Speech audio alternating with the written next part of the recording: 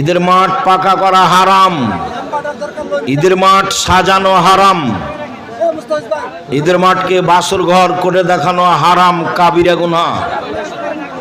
ঈদের মাঠে ইমামের জায়গা মেহরাব তৈরি করা হারাম।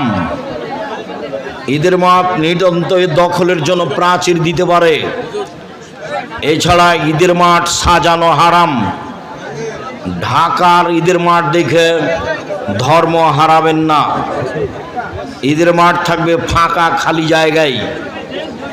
যদি না করতে পারেন স্কুল মাঠে পড়বেন, না পড়তে পারলে কোনো বড় রাস্তার এক পাশে পড়ে নেবেন। ঈদের মাঠ পাকা করা হারাম, মেহরাব তৈরি করা হারাম, ঈদের মাঠকে বাসর ঘর করে সাজানো হারাম, ঈদের দিন পটকা আতশবাজি করা হারাম, ঈদের মাঠে কোলাকুলি হারাম, নাজায়েজ। ঈদের মাঠে কোলাকুলি নাজায়েজ, হারাম। ঈদ মোবারক বলা বিদআত। কি বলতে হবে?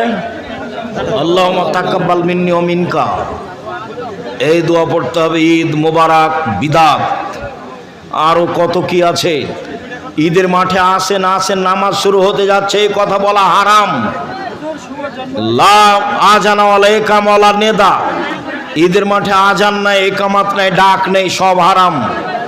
আর 4 মিনিট আছে, আসেন আসেন, যে যেখানে আছেন আসেন, এসব কথা বলা ঈদের মাঠে হারাম।